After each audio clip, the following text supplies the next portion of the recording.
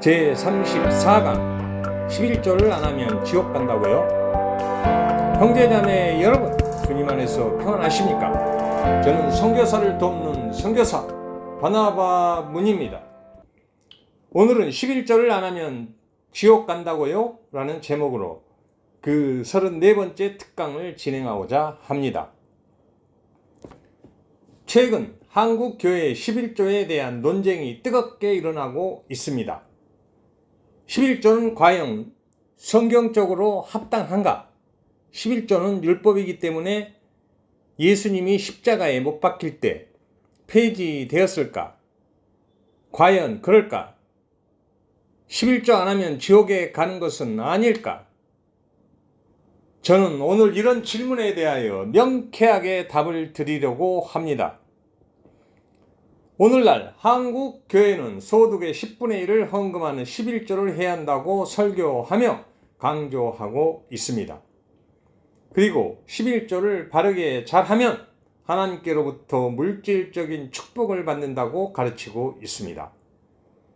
미국 교회와는 달리 유럽 교회는 11조가 성경적이지 않다고 보고 11조를 요구하지 않고 있습니다. 그렇다면 과연 11조는 해야 할까요? 아니면 하지 말아야 할까요? 먼저 성경의 11조 규정부터 알아보겠습니다. 옛 언약에 따라 주어진 율법에서 요구하는 11조는 세 종류가 있습니다. 첫째, 레위기 27장 30절부터 33절과 민수기 18장 21절부터 31절에 나오는 가나안 땅을 상속받지 못한 레위인들을 위해 가축이나 땅의 소산 중에서 바치는 11조를 규정하고 있습니다. 둘째, 신명기 14장 22절부터 27절에 나오는 예루살렘에서 열리는 절기 행사를 위해 땅의 소산 중에서 바치는 11조를 규정하고 있습니다. 셋째, 신명기 14장 28절부터 29절에서 나그네와 고아와 과부들을 위해 땅의 소산 중에서 모아두었다가 3년에 한 번씩 바치는 11조를 규정하고 있습니다. 히브리서 10장 8절부터 9절에서 주께서는 제사와 예물과 번제와 속죄제는 원하지도 아니하고 기뻐하지도 아니하신다 하셨고 이는 다 율법을 따라 드리는 것이라. 그 후에 말씀하시기를 보시옵소서 내가 하나님의 뜻을 행하러 왔나이다 하셨으니 그 첫째 것을 폐하심은 둘째 것을 세우려 하심이라고 말씀하고 있습니다.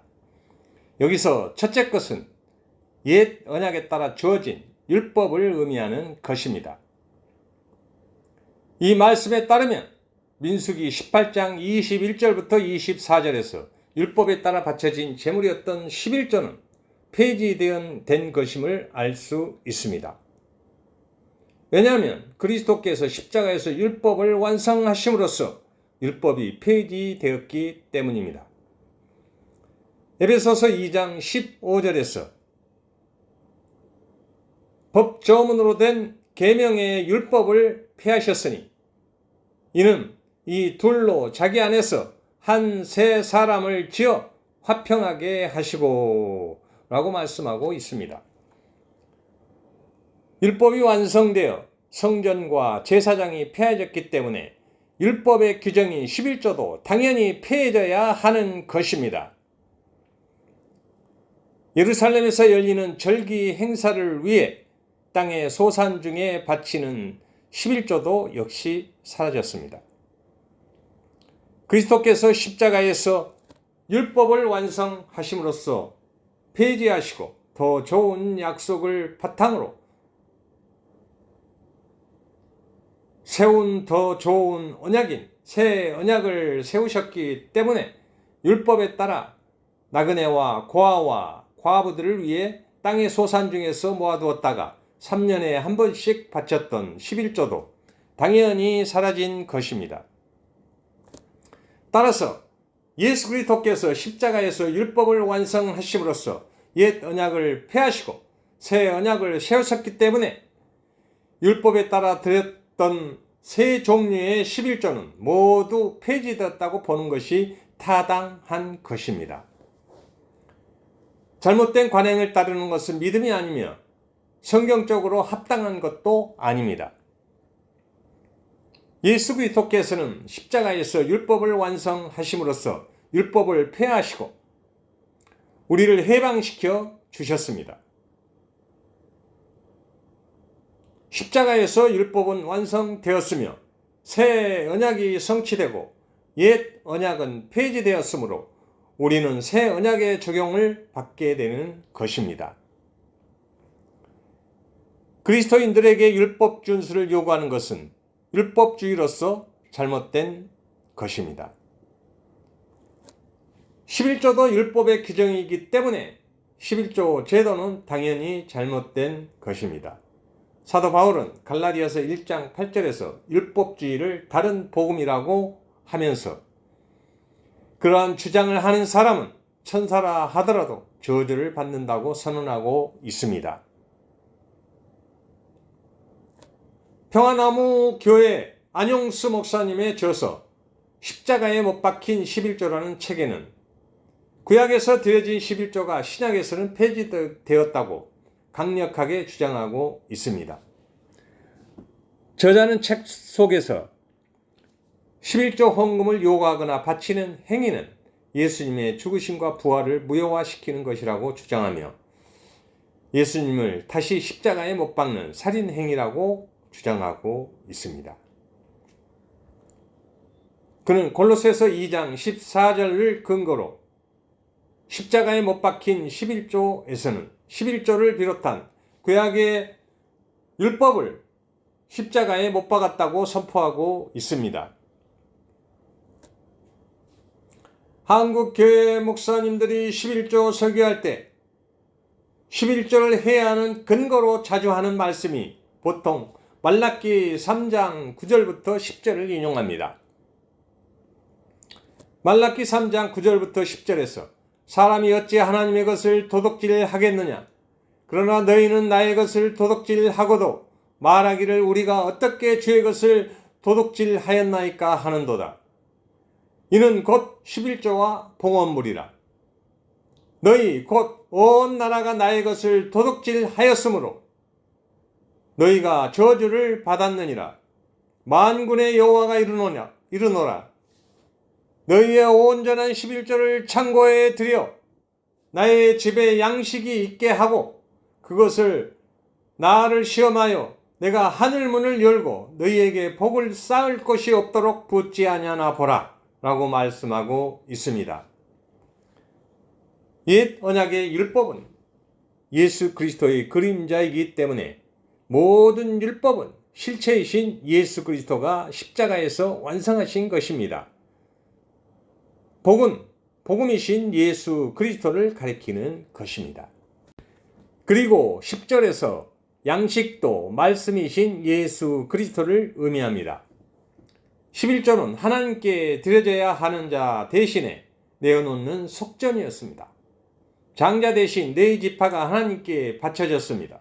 그래서 장자들은 자기 대신 드려지는 네 지파에게 그에 상응하는 대가를 주었는데 그것이 11조인 것입니다. 그렇다면 우리 대신 드려져야 할 속전이 필요한데 그 속전은 무엇일까요? 그 속전은 바로 예수 그리스도입니다. 그래서 속전인 예수 그리스도로 성전을 채워보라고 하는 것입니다. 신약 성경에서 사도들 중 그 누구도 11조에 대한 언급이 없으며 결코 물질의 축복을 말하지 않습니다. 도리어 복음과 함께 고난을 받으라고 합니다. 복음에는 고난이 동반됩니다. 구약은 우리의 눈으로 볼 수 있는 것으로 하나님 나라를 설명한 것이기 때문에 물질로 예수님을 설명했고 신약은 새 언약에 따라 우리 마음속에 하나님 나라를 이루고 보이지 않는 예수 그리스도의 영인 보혜사 성령님이 내주하시기 때문에 영적인 것으로 설명해야 하는 것입니다. 그래서 11조의 진짜 의미는 우리 대신 바쳐지는 제물이신 예수 그리스도를 의미하는 것입니다. 신약에서 11조는 절대 물질이나 돈이 될 수 없는 것입니다. 자기를 부인하고 자기 십자가를 지고 거룩한 산 제물이 된 자기 자신을 드리는 것이 신령과 진정으로 드리는 예배요 11조가 되는 것입니다. 이와 같이 11조는 구약시대의 율법에 의하여 규정된 것이기 때문에 신약시대에는 당연히 폐지되어야 하며, 만약 그것을 어떤 구실로든 정당화한다면 죽어서 예수님 앞에 섰을 때 악하고 무익한 종아, 내가 너를 도무지 알지 못하니 내게서 떠나가라 하는 무서운 심판을 받을 수도 있습니다. 지금이라도 당장 11조를 중지해야 합니다. 그리고 11조를 해야 하는 근거로 마태복음 23장 23절을 예문으로 하여 예수님도 11조를 하라고 했으니 우리도 당연히 해야 한다고 주장합니다. 예수님은 율법의 모든 조항을 하나도 빠짐없이 모두 완벽하게 지켜냈습니다. 당연히 11조도 율법이니까 지켜내야 하는 것입니다. 그러나 예수님이 십자가에 못 박힐 때까지는 구약의 율법 시대로 보아야 하기 때문에 11조는 이때까지만 유효한 것입니다. 신약 시대인 새 언약의 시작은 정확히 십자가에서 성취되었으며 오순절 성령 강림으로 발효되었습니다. 사도 바울도 11조를 해야 한다고 말씀한 적이 한 번도 없습니다. 11조가 그렇게 중요하다면 왜 사도 바울이 그의 저서에서 한마디도 언급이 없었을까요? 사도 바울은 다만 하나님을 사랑하고 이웃을 사랑하는 마음으로 자원함으로써 연보하라고 고린도 전서 16장 1절부터 4절에서 권면하고 있습니다. 결론적으로 말씀드리면 지금 드리고 있는 11조는 옛 언약의 규정이기 때문에 과감히 폐지하고 새 언약의 시대에는 11조 대신 하나님 사랑과 이웃 사랑을 위해서 자원하여 드리는 자원연보 또는 자원헌금이라는 새로운 이름으로 드리는 것이 타당하다 할 것입니다. 이상으로 34번째 특강을 마치도록 하겠습니다. 형제자매 여러분, 그리스도 예수 안에서 여러분을 사랑합니다. 할렐루야!